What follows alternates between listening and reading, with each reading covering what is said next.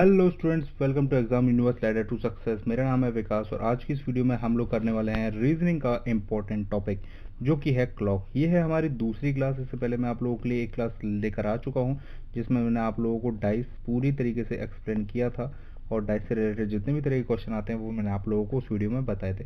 तो अब आप लोगों ने देख ली होगी वो वीडियो। अगर आप लोगों ने नहीं देखी तो आप लोग चैनल पर जाकर देख सकते हैं, प्लेलिस्ट में आप लोगों को वीडियो मिल जाएगी। और आज की इस वीडियो में हम लोग करने वाले हैं क्लॉक यानी कि घड़ी से संबंधित सारे के सारे सवालों को जितने भी तरीके के आप लोग एसएससी सीपीओ के एग्जाम में आ सकते हैं। तो चलिए बिना देर करे बढ़ते हैं आगे। बात करें अगर सबसे पहले इंपॉर्टेंट तरीके कि आखिरकार किस तरीके के सवाल आप लोगों को देखने को मिल सकते हैं, तो एक सबसे पहले आप लोगों को बता देता हूँ, मिरर रिलेटेड सवाल देखने को मिलते हैं। आप लोगों को पता होगा कि आप लोगों को कई बार सवाल आता है, जिन जिन लोगों ने एसएससी का एग्जाम दिया है उन लोगों को पता होगा कि एक तरफ बता दिया जाता है कि एक तरफ घड़ी है और वहाँ पर एक मिरर रख दिया गया है बीच में, और आप लोगों को बताना है कि इस घड़ी में जो टाइम है वो दूसरी मिरर के साइड में जो ऑब्जेक्ट बनेगा उसमें कितना वो टाइम होगा, क्या टाइम में फ़र्क होगा, नहीं होगा, क्या होगा क्या नहीं होगा। तो इस तरीके का सवाल आप लोगों से पूछ लिया जाता है कई बार। तो इसके लिए आप लोगों को करना क्या होता है मैं आप लोगों को बता देता हूँ। देखिए, इसके लिए एक छोटी सी ट्रिक होती है। आप लोगों को करना क्या है, जैसे कोई भी अगर टाइम दिया गया हो उसमें से आप करिए क्या कि 11:60 ये यानी कि 12 बजे आप टाइम ले लीजिए। 12 वो जो होता है ना उसी को 11:60 लिख दिया है और ये आप उस टाइम में से घटा दीजिए। आपको जो आंसर मिलेगा वो एक्यूरेट आंसर होगा जो कि आप लोगों का आने वाला है। तो आप लोगों को एक क्वेश्चन की फॉर्मेट से मैं आप लोगों को समझाता हूँ कि आखिरकार ये होगा कैसे। जैसे हम बात करते हैं तो पहला क्वेश्चन मैं आप लोगों को दिखाता हूँ कि एक घड़ी में, जैसे मैंने लिखा हुआ है कि 2:47 हो रहे हैं, 2:47 हो रहे हैं। अब आप कहोगे इसके सामने एक मैंने मिरर लगा दिया। अब दूसरी साइड इसमें से मिरर में से कितना टाइम मतलब शो होगा, आप लोगों को बताना है ये चीज़। अब इसके लिए मैं करूँगा क्या, सीधे सीधे सिंपली मैंने आप लोगों को जो फॉर्मूला बताया वही मैं फॉलो करूँगा कि ये जो 1160 है ना, एक सेकेंड ना ये स्टाइल थोड़ा, कि 1160 जो है 1160 मैंने बोला था, और यहाँ पर हम लोग लिख लेंगे 2 और यहाँ 47। ओके, अब इनको कर देंगे हम माइनस, तो ये आ जाएगा 9 और ये आ जाएगा 13। ओके, तो यही वो टाइम होगा जो करेक्ट टाइम है आप लोगों का, जो कि सामने आप लोगों को मिरर में देखने को मिलेगा। ये इस तरीके से सॉल्व किए जाते हैं। आप लोगों को मिरर संबंधित जितने भी सवाल आए आप लोग उसमें इसी तरीके से ट्रिक लगाइए ये कि 11 और 60 से आप लोग उस चीज़ को माइनस कर दीजिए। जितना भी टाइम आप लोगों को दिया गया हो तो उसे माइनस कर दीजिए। हाँ, अगर आप लोगों को जैसे 12 दिया गया है, 12:20 दिया गया है, तो उसको हम लोग 0 और फिर जितनी भी मिनट दी गई हैं उतना उसको लिख लेते हैं। जैसे 12 अगर 20 दिया गया है तो 00 और 20 लिख लेते हैं। अगर 1 दिया गया है तो आप सिंपली 1 लिखेंगे, लेकिन 12 वाले को हम लोग 00 लिख लेते हैं क्योंकि वो 1160 में से माइनस नहीं होगा। ओके, बढ़ते हैं आगे की तरफ। तो जैसे मैंने आप लोगों को बताया इस तरीके का ये क्वेश्चन है यहाँ पर कि 12:20 है तो इसको हम लोग सिंपली 00 और यहाँ पर 20 इस तरीके से लिख लेंगे और फिर 1160 में से इसे घटा देंगे, सॉरी 1160 में से 00 और 20 इस तरीके से इसको घटा देंगे तो आपका आंसर आ जाएगा 1140। तो ये आप लोगों का करेक्ट आंसर होगा, जो कि अगर मिरर सामने रख दिया जाए तो उसके जो विपरीत जो बनेगा ना प्रतिबिंब, उसमें इतना टाइम प्रतीत होगा। बढ़ते हैं आगे और देखते हैं किस तरह के प्रश्न आ सकते हैं। सॉरी, तो जैसे एक घड़ी में 3:53 हो रहे हैं और उसके समानांतर 90 डिग्री मतलब सॉरी 90 दर्पण इस प्रकार लगा गया। अब आप कहोगे 90 दर्पण, तो 1 2 3 इस तरीके से हमने 90 दर्पण यहाँ पर लगा दिए। अब हमसे पूछा गया कि 77 और 78वें दर्पण में क्या प्रतिबिंब बनेगा। अब ये जो सवाल था वो एसएससी सीजीएल 2016 में आ चुका है। तो यानी कि ये एग्जाम ओरिएंटेड क्वेश्चन है, मैं एग्जाम ओरिएंटेड आप लोगों को पढ़ा रहा हूँ। तो देखो होता क्या है, मैं आप लोगों को सिंपली बताता हूँ कि आपकी जो इमेज है ना उसका जो प्रतिबिंब बनता है, जैसे यहाँ मिरर लगाया तो अगला जो प्रतिबिंब बनेगा वो बनेगा उल्टा और उससे अगला जो बनेगा वो सीधा, यानी कि इवन और ओके, इवन में बनेगा उल्टा और ऑड में बनेगा सीधा। ठीक है, तो ये चीज़ आप लोगों को याद रखनी है। तो इस तरीके से आप लोग सॉल्व करोगे कि यार 77 में हमारा उल्टा, यानी कि ये इवन है तो ये इनमें बनेगा उल्टा। तो इवन उल्टा निकालने के लिए देखिए, जैसे हमारा जो क्वेश्चन है हमारा है 3, एक सेकंड ना मैं थोड़ा सा स्पेस कर लेता हूँ, यहाँ माइनस रफ कर लेता हूँ, एक सेकंड ना। तो इसी तरीके के सवाल जैसे मैं आप लोगों को करा रहा हूँ, एग्जाम ओरिएंटेड ही सवाल करा रहा हूँ आप लोगों को मैं। तो ये जो आप लोगों को पता चलेगा कि आप लोग वैसे कहोगे यार 77 दर्पण में कैसे लगाऊंगा, कैसे पता चलेगा मेरे को, लेकिन आप लोगों को इतना कुछ करने की ज़रूरत नहीं है। आप लोगों को सिंपली यही करना है और जिसके बाद आप लोगों को आराम से सवाल हो जाएगा। ओके, तो ओके, तो देखिए जैसे मैं आप लोगों को घटा के दिखाता हूँ। आप लोगों को मैंने अभी बताया कि हम लोग सबसे पहले लेंगे 1160, अब उसमें से 3 और ये जो है 53, इसको माइनस कर देंगे तो जो आएगा वो आएगा 807, ये आएगा। यानी कि जितने भी इवन नंबर पर आएंगे उसमें ये आंसर होगा, और जितने ऑड पर आएंगे उसमें आपका यही आंसर होगा 353। ओके, तो जैसे हमसे पूछा गया 77, तो 77 के लिए ये हो गया और 78 के लिए ये हो गया।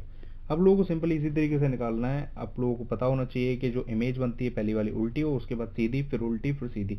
तो इसी तरीके से मैंने आप लोगों को बताया, तो ये चीज़ आप लोगों को याद रखनी है और इस तरीके से आप लोगों को सॉल्व करना है। और ये जो सवाल मैंने आप लोगों को कराया SSC CGL 2016 में आ चुका है। ओके, अगला जो मैं आप लोगों को क्वेश्चन बताता हूँ कैसे होते हैं कि टाइम रिलेटेड कुछ क्वेश्चन आते हैं कि आप लोगों ने देखा होगा कि घड़ी की सुइयाँ इतने बार मिलती हैं, इतने पर मिलती हैं, इतनी तरीके से मिलती हैं। तो ये सारे सवाल आप लोगों के एग्जाम में आते हैं। अब ये किस तरीके से बनते हैं वो मैं आप लोगों को बताता हूँ। कई तरीके से बनते हैं। पहला होता है टाइप कि जब घड़ी की सुइयाँ आपस में मिलती हैं। आमतौर पर घड़ी की सुइयाँ 1 घंटे में सिर्फ 1 बार मिलती हैं, 2 घंटे में 2 बार मिलती हैं, यानी 10 घंटे में 10 बार मिलती हैं। तो 11 घंटे में 11 बार और 12 घंटे में भी 11 बार ही मिलती हैं, क्योंकि 11 से 1 बजे के बीच ना 2 घंटों में सिर्फ एक बार घड़ी की सुई मिलती है, वो 12 बजे मिलती है। 11 से 12 बजे पर और 12 से 1 बजे के बीच में सिर्फ एक बार मिलती है 12 बजे, जब घड़ी सीधी होती है। ओके, तो ये आप लोगों को याद रखना है। यानी कि कुल मिलाकर अगर मैं कहूँ इन शॉर्ट, तो एक दिन में घड़ी की सुई आपस में 22 बार मिलती है। ये आप लोगों के एग्जाम में कई बार डायरेक्ट क्वेश्चन बन जाता है कि एक दिन में घड़ी की सुइयाँ आपस में कितनी बार मिलती हैं, तो ये आप लोगों को याद होना चाहिए कि 22 बार मिलती हैं। अब इससे सवाल किस तरीके से बनते हैं, जैसे ये दे दिया 4 बजे से 5 बजे के बीच में घड़ी की सुई कितने बजे पर मिलती है। आप लोगों से एक्यूरेट टाइम पूछा जाता है, तो वो आप लोगों को बताना होता है कि कितने बजे मिलती हैं, कितने बजे मिलती हैं। तो आप लोगों को जैसे वैसे आप लोगों से मैं अगर सिंपली पूछूंगा कि यार आप ये बताओ कि 4 बजे से 5 बजे के बीच घड़ी की सुइयाँ कितने बजे मिलेंगे, तो आप लोग कहोगे यार देखो 4:20 में मिलती हैं, आप लोग कहोगे। लेकिन ये क्या है ना, ये एक्यूरेट टाइम नहीं है। एग्जामिनर को क्या होता है, एक्यूरेट टाइम होता है, चाहिए होता है, क्योंकि ऐसे ये चीज़ तो हर कोई बता देगा कि 4:20 मिलती है, लेकिन एक्यूरेट नहीं होता है वो, क्योंकि 4 बजे से भी घड़ी सी जो सुई होती है वो थोड़ी सी आगे खिसक चुकी होती है, तो इसलिए एक्यूरेट टाइम नहीं होता। जब हमें एक्यूरेट टाइम निकालना होता है तो इसके लिए हम लोग इसमें 12/11 इससे मल्टीप्लाई कर देते हैं, जिससे कि जो टाइम होता है ना वो बिल्कुल एक्यूरेट निकल कर आता है। ये टाइम निकल कर आएगा एक्यूरेट। ओके, ये टाइम आ जाएगा, ये एक्यूरेट, बिल्कुल एक्यूरेट टाइम आ जाएगा। ये आप लोग कैलकुलेशन करिएगा, वैसे जहाँ तक मुझे लग रहा है ठीक है। फिर भी अगर कैलकुलेशन कुछ गड़बड़ हो तो आप लोग देखिएगा, लेकिन फॉर्मूला आप लोगों का यही है कि 12/11 से मल्टीप्लाई करना होता है। ये मैंने आप लोगों के लिए नीचे लिख भी दिया है कि सही के समय ज्ञात करने के लिए 12/11 से मल्टीप्लाई करते हैं। और ये चीज़ हर एक क्वेश्चन जो मैं आप लोगों को कराऊंगा आगे उनमें भी इंपॉर्टेंट रहेगी कि 12/11 से मल्टीप्लाई करते हैं। फिलहाल आप लोगों को इसमें याद रखना है कि 12/11 से मल्टीप्लाई करते हैं। जब भी कोई भी आप लोगों से इस तरह के सवाल आए तो आप लोगों को ये याद रखना है। जैसे अब ये सवाल पूछा है मैंने आप लोगों से कि 2 बजे से 3 बजे के बीच घड़ी की सुइयाँ कितने बजे मिलती हैं। तो ये सवाल चलो मैं आप लोगों को होमवर्क के लिए देता हूँ, आप लोग करिएगा, और नहीं आएगा तो आप लोग कमेंट सेक्शन में बताइएगा। और फिर भी नहीं आए तो आप लोग उसके बाद टेलीग्राम चैनल है, नीचे मेरा डिस्क्रिप्शन में लिंक मिल जाएगा, आप लोग उसे ज्वाइन कर लीजिएगा। वहाँ पर कहिएगा तो मैं वहाँ पर आप लोगों को इसका सोल्यूशन प्रोवाइड करवा दूंगा, और ज़्यादा लोग कहेंगे तो मैं इसके ऊपर एक सेपरेट वीडियो भी बना दूंगा। ओके, आगे बढ़ते हैं। जो मैंने बताया उसी तरीके से आप लोग इसको सॉल्व कीजिएगा, आप लोगों को वैसे ही आ जाएगा। अगला जो टाइप है कि घड़ी की सुइयाँ जब समकोण बनते हैं, समकोण होते हैं यानी कि 90 डिग्री का एंगल बनाती हैं, चाहे ऐसे हो, चाहे ऐसे हो, चाहे ऐसे हो, फिर चाहे कैसे भी हो। आप लोग बताना कि 90 डिग्री का एंगल कैसे बनता है। तो ये भी आप लोगों को बता देता हूँ कि 1 घंटे में 2 बार बनता है, 12 घंटे में 22 बार बनता है। 12 घंटे में आप लोगों को 22 बार क्यों बनता है, 12 घंटे में 24 बार क्यों नहीं बनता है, तो इसलिए कि 2 बजे से 4 बजे के बीच में केवल 3 बार ही समकोण बनता है। कैसे बनता है मैं आप लोगों को बता देता हूँ। आप लोग अगर कभी घड़ी ध्यान से देखोगे, वैसे आज के बाद आप लोग अपने घड़ी घर में घड़ी जो है वो ध्यान से देखना समकोण कितने बजे बनता है। देखो समकोण जो बनता है ना 2 बजे से बनता है, तो 2 बज के अप्रोक्सीमेटली आपको 2:27 के आसपास ये समकोण बनता है। उसके बाद जो समकोण बनता है ना वो 3 बजे समकोण बनता है, यानी कि 1 घंटे में सिर्फ एक बार ही बना। और अगली बार अगर बात करूँ मैं 3:37 के आसपास बनता है, और उसके बाद 4:05 बनता है, यानी कि सिर्फ और सिर्फ ये 2 बार बना, सॉरी 3 बार बना। तो 4 बज के मतलब 2 बजे से 4 बजे के बीच में सिर्फ 3 बार समकोण बनता है, और इसी तरीके से 8 से 10 बजे के बीच में भी 3 बार ही समकोण बनता है। जब 9 बजते हैं तो एक समकोण वो हो गया। तो डिट्टो इसी की तरह होता है, मतलब उसका उल्टा वर्जन। आप लोगों को ये पता होना चाहिए कि 2 बजे से 4 बजे के बीच में 3 बार ही समकोण बनता है, और 8 से 10 बजे के बीच में 3 बार ही समकोण बनता है। ये कई बार आपको एग्जाम में डायरेक्ट पूछ लिया जाता है, यानी कि 12 घंटे में सिर्फ 22 बार ही समकोण बनता है। तो ये चीज़, अब इससे रिलेटेड सवाल देख लेते हैं कि आखिरकार इससे रिलेटेड सवाल किस तरीके से पूछे जाते हैं।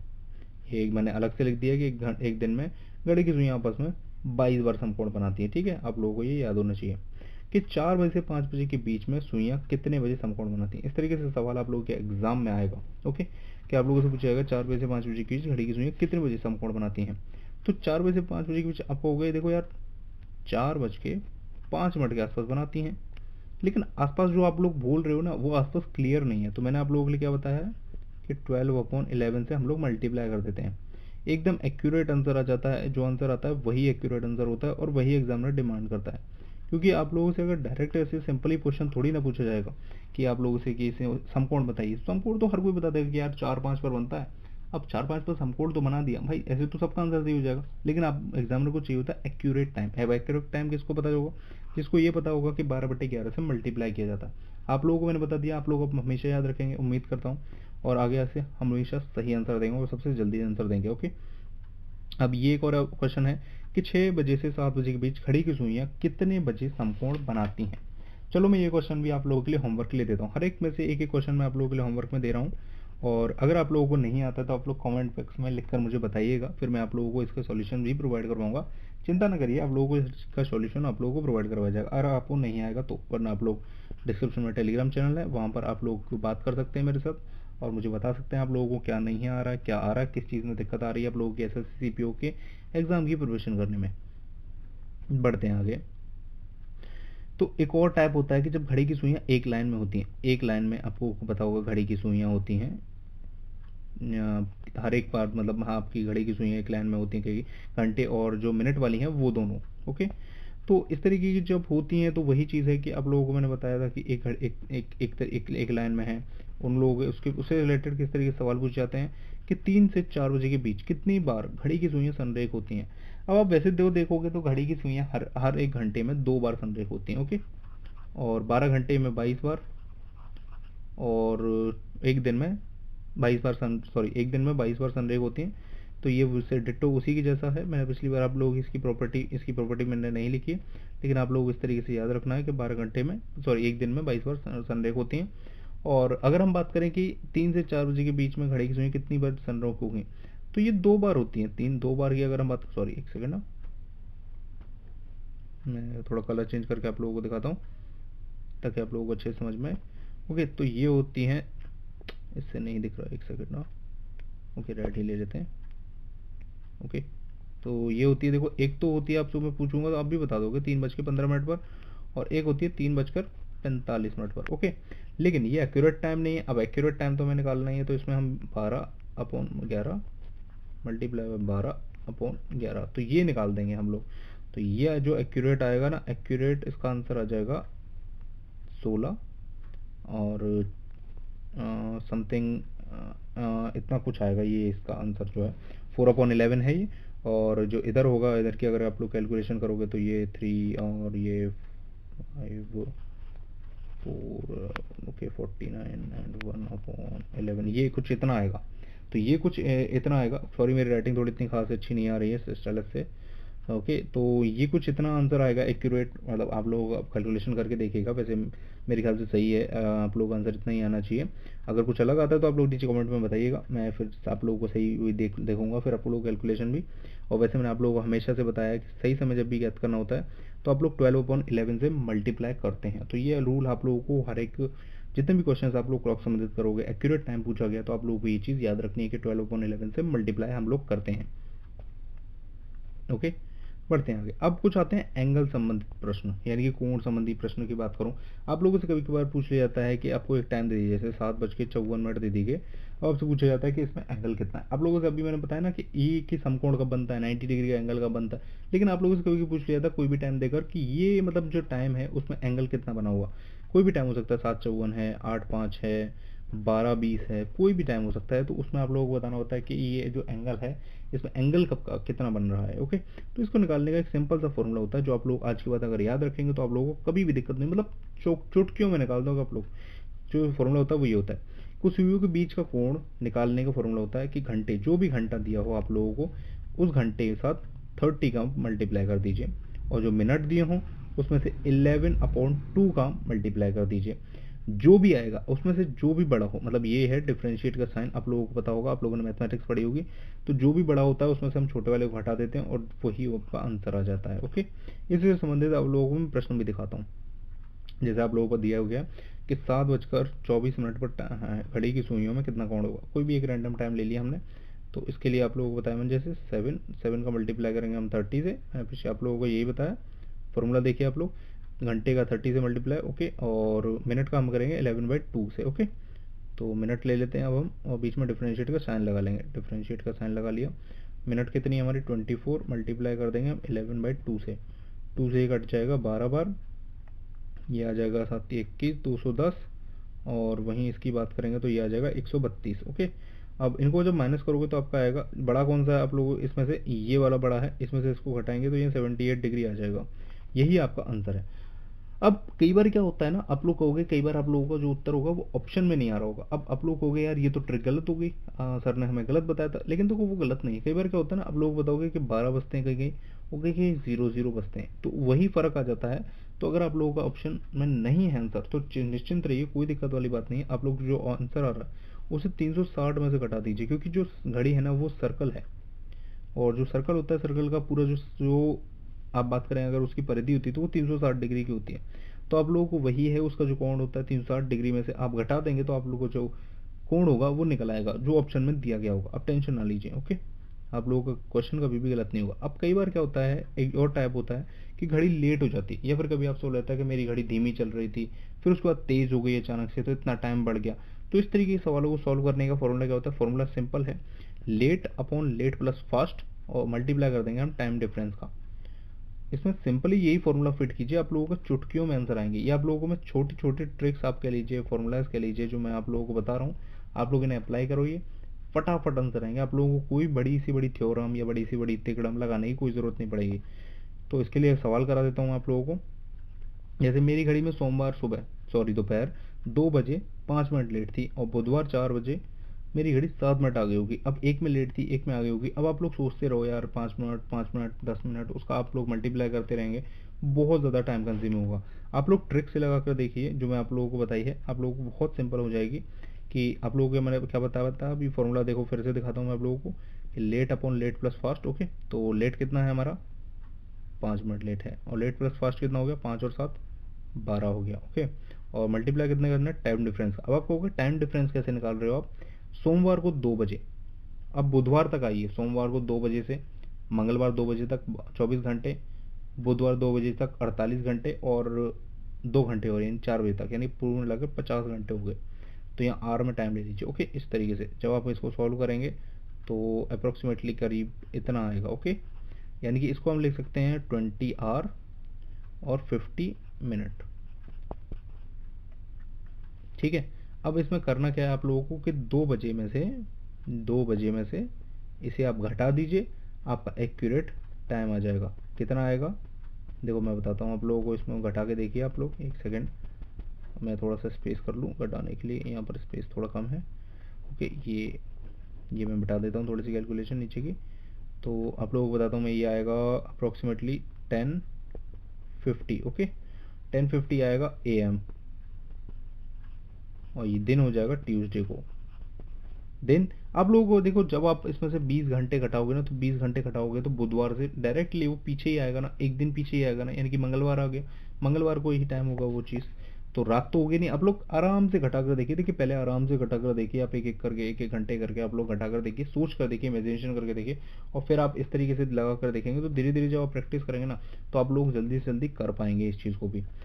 तो देखो, इससे रिलेटेड भी मैं आप लोगों को अगला एक और सवाल दिखाता हूँ। ये एक सवाल है कि एक घड़ी सोमवार दोपहर 2 बजे 2 मिनट लेट हो गई, और मंगलवार सुबह 10 बजे 3 मिनट आगे हो गई, तो घड़ी ने सही समय कब दिखाया। ये भी मैं आप लोगों को होमवर्क के लिए दे रहा हूँ, आप लोग होमवर्क में करिएगा और कमेंट बॉक्स में इसका आंसर लिखिएगा, और जिसका सही आंसर होगा मैं उसको फिर अप्रिशिएट भी करूँगा, उस लोग उसको बताऊँगा भी अच्छा है, और आप लोगों को भी सीखने को मिलेगा कि किसी ने ट्राई किया है। ओके, आज के बाद आप लोगों को क्लॉक संबंधित कोई भी सवाल में दिक्कत नहीं आएगी। ये सारे के सारे पैटर्न मैंने आप लोगों को करा दिए हैं, जितने भी आपके एग्जाम में आते हैं। ये भी जितने आप लोगों को मैंने सवाल दिए वो आप लोग सॉल्व कीजिए, जो नहीं है आप लोग नीचे कमेंट बॉक्स में बताइए, डिस्क्रिप्शन में टेलीग्राम चैनल है, आप वहाँ पर बताइए, वहाँ पर मतलब आप लोग अपनी समस्याएं बताइए, मैं उसके ऊपर वीडियो बनाने के लिए तैयार हूँ, मैं आप लोगों को सिखाने के लिए बैठा हूँ यहाँ पर। तो आप लोग जिस तरीके से आप बताते जाएंगे आप लोगों को ग्रो होता जाएगा और आप लोग धीरे धीरे करके पूरी की पूरी रीजनिंग बड़ी आसानी से कर लेंगे और आपका जो एसएससी का एग्ज़ाम आएगा सीपीओ का, बड़ी आसानी से आप लोगों को एग्ज़ाम चुटकियों में उड़ा दोगे बड़े आराम से। ठीक है, तो इस तरीके से जितने मैंने आप लोगों को सवाल बताए आप लोग सवाल ज़रूर कीजिएगा और फॉर्मूला लगाइएगा जितने भी आप लोगों को मैंने बताए हैं, और जो नहीं है वो आप लोग कमेंट सेक्शन में ज़रूर बताइएगा।